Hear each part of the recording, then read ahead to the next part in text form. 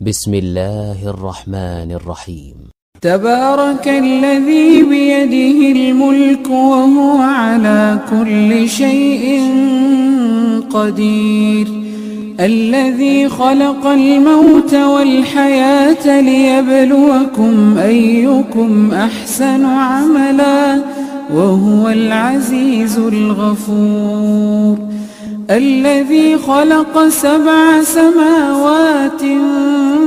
طباقا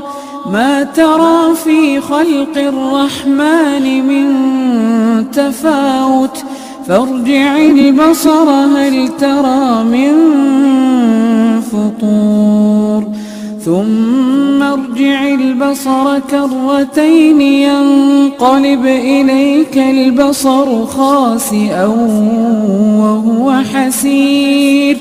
ولقد زينا السماء الدنيا بمصابيح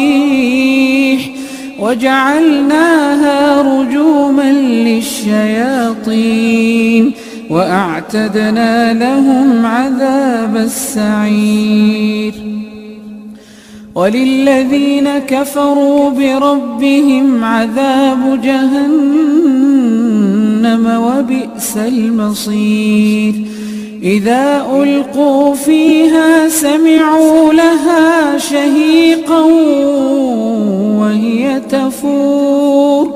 تكاد تميز من الغيظ، كلما ألقي فيها فوج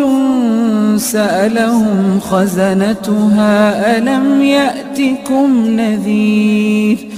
قالوا بلى قد جاءنا نذير فكذبنا وقلنا ما نزل الله من شيء إن أنتم إلا في ضلال كبير، وقالوا لو كنا نسمع أو نعقل ما كنا في أصحاب السعير، فاعترفوا بذنبهم فسحقا لأصحاب السعير،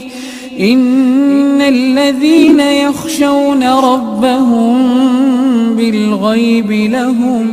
لهم مغفرة وأجر كبير، وأسروا قولكم أو اجهروا به إنه عليم بذات الصدور، ألا يعلم من خلق وهو اللطيف الخبير، هو الذي جعل لكم الأرض ذلولا فامشوا في مناكبها وكلوا من رزقه وإليه النشور، أأمنتم من في السماء أن يخسف بكم الأرض فإذا هي تمور، أم أمنتم من في السماء أن يرسل عليكم حاصبا فستعلمون كيف نذير، ولقد كذب الذين من قبلهم فكيف كان نكير، أولم يروا إلى الطير فوقهم صافات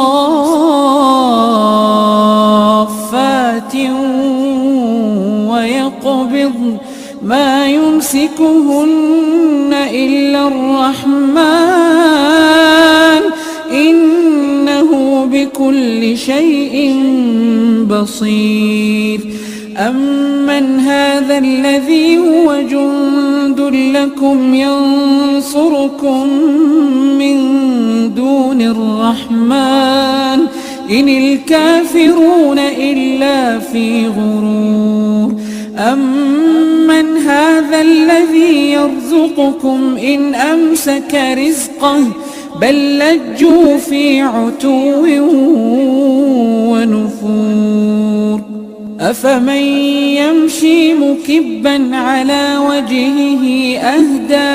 أهدى أمن يمشي سويا على صراط مستقيم قل هو الذي أنشأكم وجعل لكم السمع والأبصار والأفئدة قليلا ما تشكرون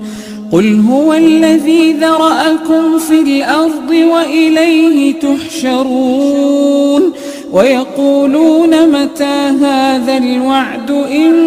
كنتم صادقين قل إنما العلم عند الله وإنما أنا نذير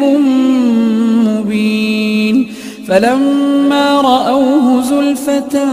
سيئت وجوه الذين كفروا وقيل هذا الذي كنتم به تدعون قل أرأيتم إن أهلكني الله ومن معي أو رحمنا فمن يجير الكافرين من عذاب أليم قل هو الرحمن آمنا به وعليه توكلنا فستعلمون من هو في ضلال